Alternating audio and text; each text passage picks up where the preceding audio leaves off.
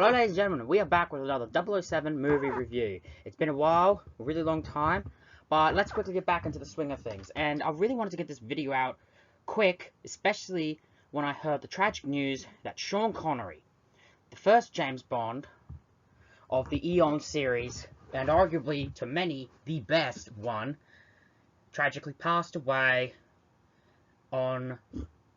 at the age of 90. Now, we in the Bond community will really feel his loss, as he was the first Bond.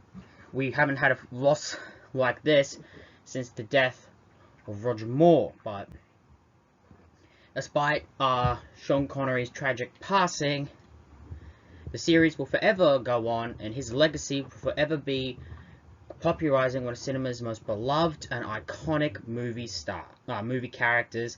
And the actors who follow, will leave behind a legacy of their own. So, rest in peace, Sean Connery, arguably one of the greatest Scottish people, one of Scotland's greatest idols. Anyway, so with that little speech out of the way, let's get on to the movie we'll be reviewing today. We'll be reviewing the 1977 The Spy Who Loved Me. Now, quick background as always. After the release of The Man with the Golden Gun in 1974, the series really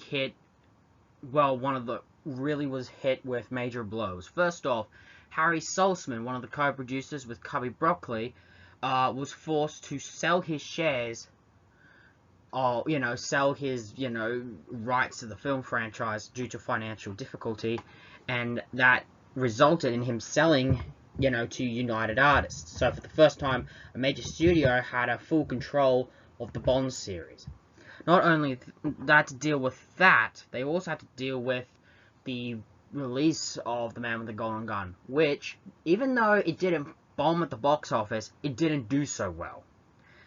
And as a result of these financial and copyrights, and who has the right to the film, it took them a long time to release the next film, 3 years. And with that,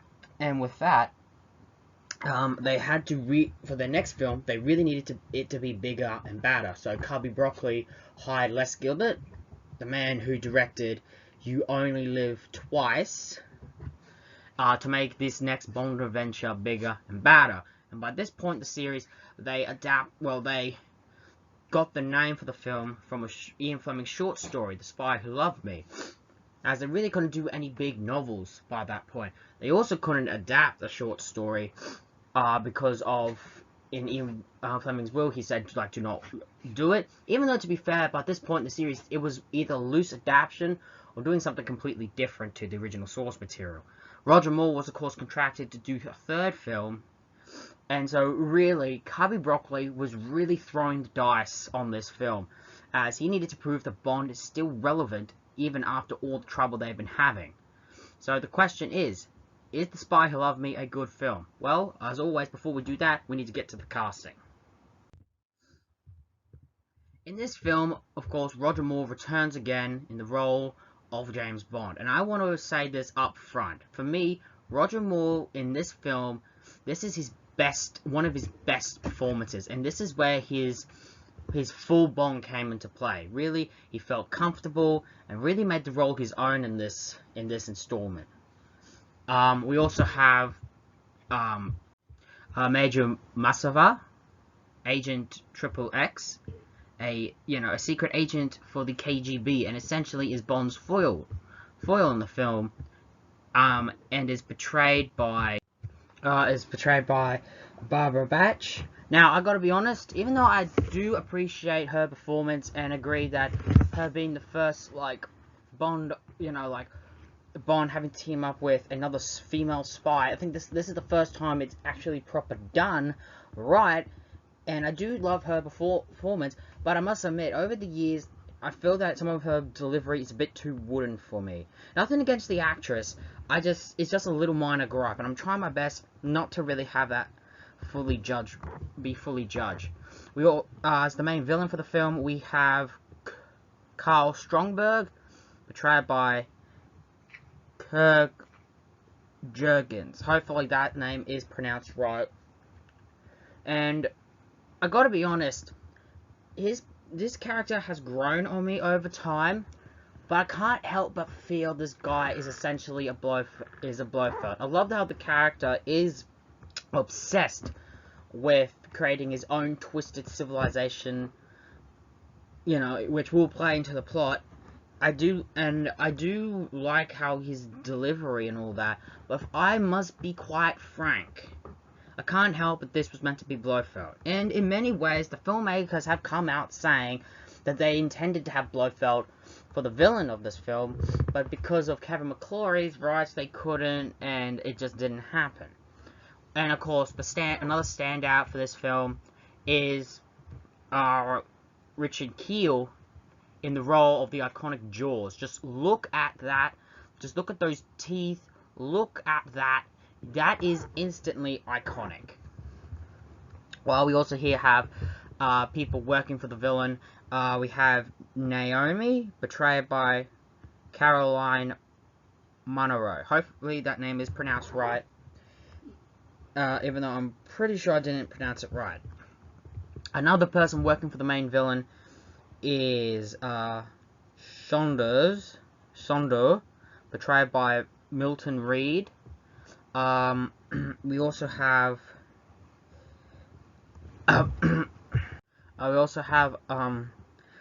Michael Billington portraying Sergio Barsova. Hopefully that name is pronounced right. I'm pretty sure it wasn't. And basically he is essentially plays into the dynamic between Agent XXX and 007, but we'll get to that eventually. We also here have a Bond friend, Siek Hosen. Hopefully that name is pronounced right. The character's name is pronounced right. Portrayed by Edward D. Sauvier. Basically, an old friend of Bond who they happen to know from Cambridge. Again, we're getting a little bit of insight here. Rounding out the rest of the cast, we have Lois Maxwell returning as Moneypenny, Desmond Llewellyn as Q, and Bernard Lee as M.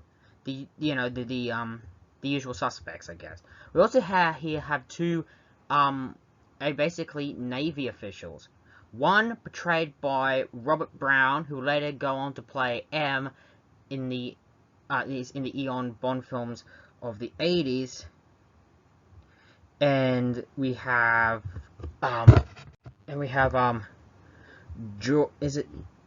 George Baker as another just Navy official. I really like that. Other people working for the villain of the film is Dr. Beckman and Professor Markovitz. Basically as these like two scientists type characters that essentially, you know, just serve as you know, to help keep the film going, and essentially play they're very minor roles, kind of forgettable, including Stromberg's assistant. We also here have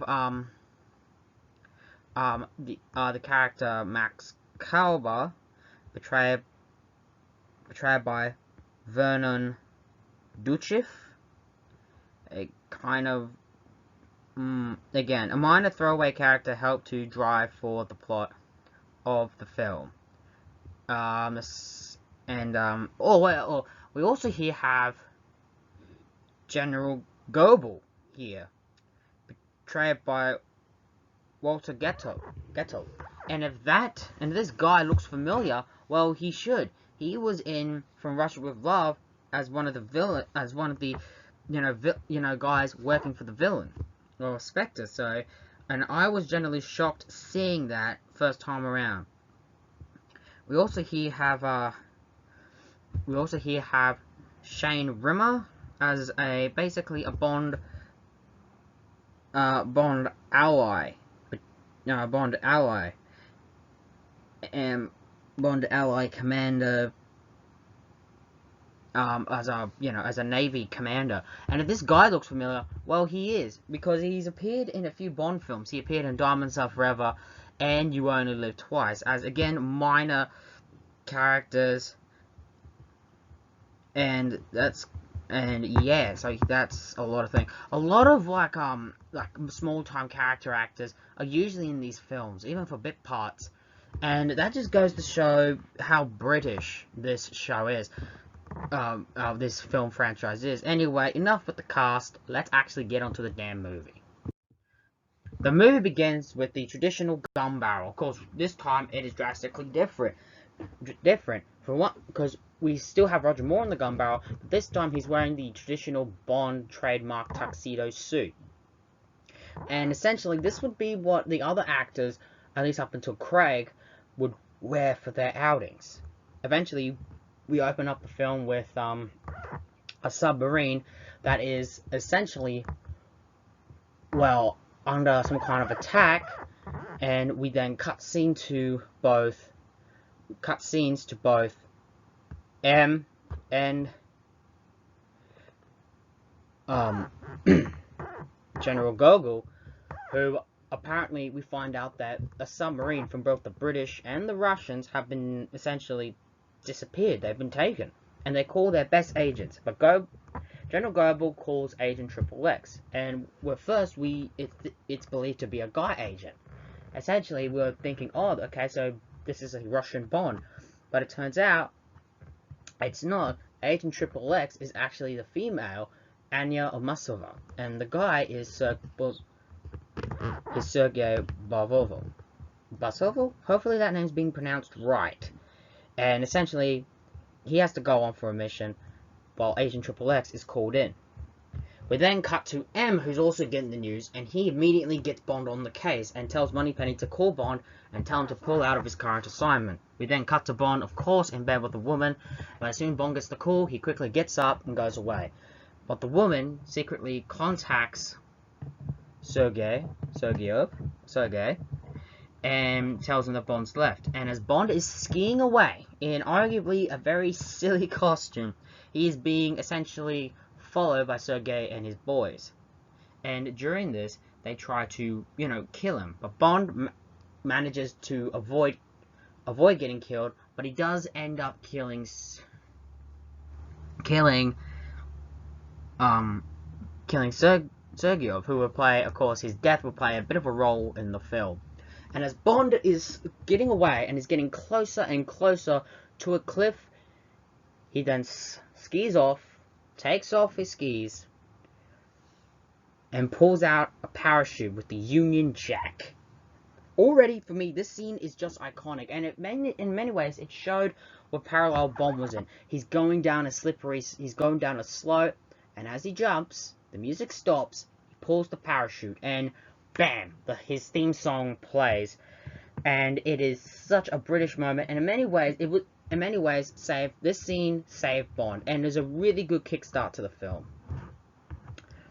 When that happened, we then get into the main film song. No One Does It Better, sung by Carly Simon. Hopefully that name is pronounced right. And this song is iconic in the Bond franchise. But how do I personally feel about the song? It's okay. I can't deny that it has a certain charm to it and has grown on me. But I can't exactly say I like it. But I can't deny that this song has grown on me. It really has. And that's all I'm going to say. The song is calming, which I guess is a nice, refreshing change of pace. But at the same time, I can't exactly say it's something I like. Anyway, when that ends, we then cut to Agent XXX going to General Gogol's office, which is more of a dungeon. And basically, she's given a mission, but she's also informed the death of, essentially, her lover. And you can see Gogol is genuinely sorry to actually give her that news. He knows that, that not only does she truly care for him, but she knows how far that went. And of course, she wants to be informed and wants to find the person responsible, essentially, for his death. And just as that, we cut to Bond arriving on a naval ship where he meets Q, where he meets the two Navy officers, and of course, essentially, the Minister of Defense. who actually plays a bit of a role throughout the, essentially, what's the later years of the Roger Moore films and Timothy Dalton's very first film. And essentially is like a minor official that we just love to see. And it's revealed that, that the submarines have not only been stolen, but it's been done by some sonar device, and realizing that, they need to find the sonar device and find out that it's being for auction down in Egypt, Cairo. Bond makes his way there. And just as that's happening, well, we cut to the villain. We get to see his lair. We get to see, that these two, this doctor and professor have been making the device, and he kills his assistant for selling him out. Then the villain then kills off the doctor and the professor to cover up his tracks. But also, we get to be introduced to the henchman of the film. Saunders is just a forgettable one. Honestly, you're kind of forgettable. But as soon as Jaws enters the room, he is super tall, almost the height of Frankenstein, and those metal teeth. Literally, he didn't have to say much to make an impression. And arguably, what many would consider the best Bond henchman in the series makes his grand appearance, and truly an unforgettable entrance to the series. Bond makes his way to Egypt and meets an old contact who tells him where to essentially meet Max Kaba. Bond then goes through some challenges to meet him. First off, he goes to this penthouse and seduces this woman, only to turn out it's actually a trap by Saunders, who essentially is in a fight with him, and then he interrogates him pretty much while the guy is hanging off the edge of the building, holding Bond's tie, trying not to fall, and he's asking where's Pecos, the guy he's trying to meet. And he says the pyramids. Bond then hits his tie, essentially resulting in Saunders no longer be able to hold it and falls to his death, and Roger Moore gets off the line. What a helpful chap. Already, Roger Moore showed his humor, his wit, and his delivery at the one-liners. As that happens, Bond then makes his way down to this performance show where he tries to meet Pecos, where he is escorted by Major Amasova. And just as that's happening, Jaws is also there as well. Bond follows Jaws and Pecos while Pecos is trying to escape Jaws and Jaws is trying to catch him. Pecos thinks he's lost Jaws by locking himself in this thing with a chain around this gate. But Jaws uses his teeth to literally break the chain and walks in, kills Pecos, and disappears. Bond later finds out that Pecos had an appointment with Max Kaba and intends to attend his place. He then meets Agent Triple X for the first time, but just as that, and has a bit of a short conversation with her. But just as that's happening, two guys come out and attack Bond. Bond defeats them, and Bond walks off victorious, telling her to enjoy the show. We then cut to a sort of nightclub that Bond's in his tuxedo. I've got to be honest, the tuxedo here is a bit bulky, and it clearly shows you the fashion of the late 70s. But we also get to see Major Amasova in this really gorgeous looking dress, and it is definitely a fashion sense that will definitely age well. Bond's tuxedo, not so much. Here we get to get a bit of banter between the two, setting up their playful rivalry throughout the film. But also here, we also find out a little bit about Bond's backstory.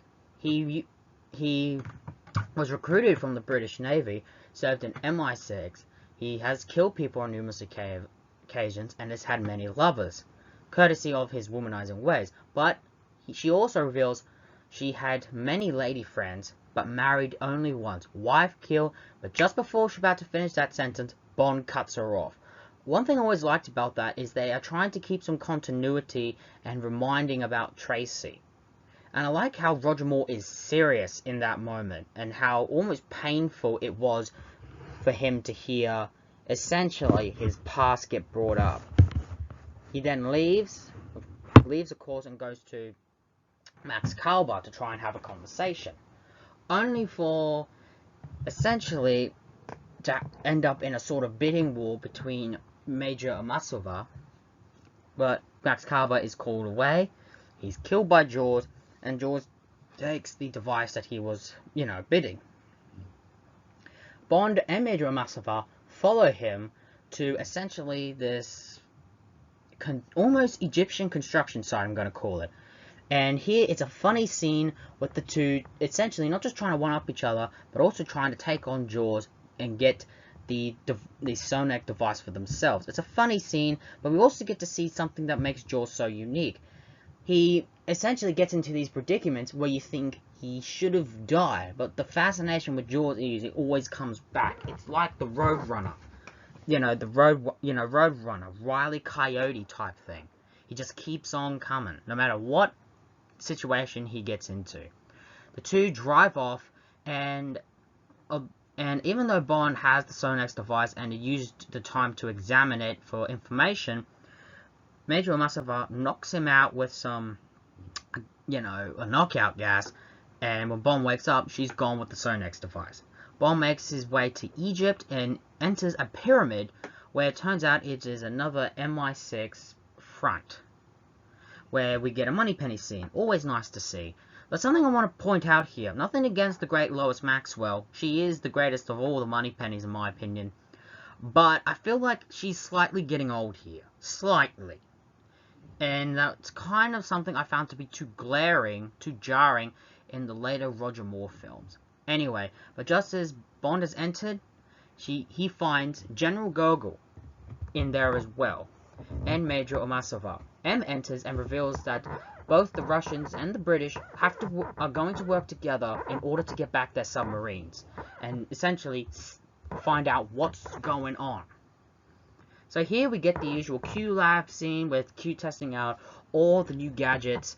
There's a slight little banter between M and Gogol, and here we get to find out M's name is Miles. So hence the name what M would stand for. It's a nice little nod, and essentially we really get to see Bond's intellect here along with Major Massavar, and we find out that Stromberg, and they come to the conclusion, thanks to examining the film further, that Stromberg was responsible for essentially stealing the Sonex device, realizing that their next objective is to go and investigate Stromberg. That, of course, gives us a train scene, where essentially Bond and Major Massavar develop a romantic attachment to each other, but we also get another Jaws fight. Bond, of course, wins victorious in the fight, and victorious in the fight, but Jaws still comes back, surviving his ordeal.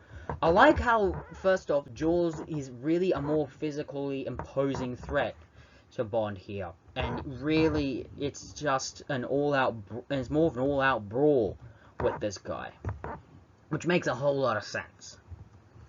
Eventually, Bond makes their way to their hotel, but before that scene occurred, they finally get their Bond car for this film, the Lotus Esprit, which is essentially Roger Moore's iconic Bond car. They get to their hotel where they're undercover, and essentially are granted an audience with Stromberg, who they are taken to his essentially laboratory / villain hideout by boat by one of Stromberg's associates, Naomi. When they make their way there, they do some investigating, but Stromberg knows who they are and that they're onto him, so he orders Jaws to kill him. And just as Bond and Naomi have left, on their car, driving around in the car, they essentially get several assassination attempts on them. First by a motorcycle, the second by Jaws and a group of henchmen in a car, and of course Bond uses his gadget, some kind of oil slick, to cover up the windscreen of the car so they couldn't see, and of course the car falls off a cliff and into a house, but Jaws of course survives. Naomi of course joins in by using her helicopter to try and kill him, but this is what makes the Lotus Esprit car different to the DB5. When it crashes into the water, it turns into a submarine, and Bond fires a rocket, destroying the helicopter. Automatically, this film goes to show that we want it to be big and better, but we want it to be a bit more lighthearted, a little bit silly, if that's any consolation. They then, of course, get attacked by some divers under the sea. They come out on top, And of course, the car transforms back to normal as it drives off, drives onto a beach and drives away. And it's a really funny moment, I got to be honest. It is absolutely hilarious. But of course, just as things are getting lighthearted, we go back to serious when there's just more investigation work. But also, Major Mustafa finds out that Bond was responsible for the death of Sergei, and Bond admits it. But in his defense, the guy was trying to kill him. It was either him or me, essentially, like that type of thing. But despite that, Anya says, when this mission is over, I will kill you. And automatically, tension is drawn. Bond, of course, then go onto a submarine where they meet their friend, another essentially Navy commander, and essentially try to track down the last known locations of the submarine, only for them to be captured too, and are trapped in this steamship boat, which, and the inside of it is such a glorious set, a glorious soundstage. It really just goes to show that this film wanted to be bigger and better in order for the film franchise to survive. As soon as this happens, the crew is taken out of the submarine, but Bond and Major Mustafa are caught and are sent to Stromberg, the control room, where Stromberg reveals his plot. What he wants to do, the reason why he stole the submarines, is so he could send these two submarines to their, essentially close to two certain locations, where they will fire nuclear missiles at these two places, essentially creating a world war. And in the wake, he's going to create a civilization underneath the sea. In his demented mind, he's viewed that society is absolutely decadent, corrupt, and essentially is going to destroy itself. He's just accelerating the process. Stromberg is in love with life underneath the sea and wants to create a civilization under the sea. Really just shows him how mad he is and out of touch with reality he is. The submarines are then launched out with Stromberg's crews, controlling them, and he then orders Bond to be taken, to the holding cells, but he takes Major Mustafa with him, where Stromberg and Mustafa leave in a boat. Bond, of course, then causes a fight and frees all the remaining crews, and it's a firefight between Bond and all the guys that have been captured, like Navy officers that have been captured, versus Stromberg's guys. Bond, of course, quickly, gets to the control room with the help from a nuclear warhead and stops the missiles from being launched at the cities, and instead reroutes the missiles to be fired at the submarines, essentially stopping them, stopping essentially a world war. But of course, because there's been so much damage done to the boat, they quickly make their escape onto the boat and drop and float off. But during this whole battle scene, the captain in the control room does call Stromberg, informing about the breakout, and we do get to see Major Mustafa in this dress, which is a good sight, I must admit. Just as this happens, they realize they need to blow up Atlantis, which is Stromberg's, base, and needs to stop him. To stop him from, to stop him. But Bond knows that Anya's on there and needs to get her off before they blow it up.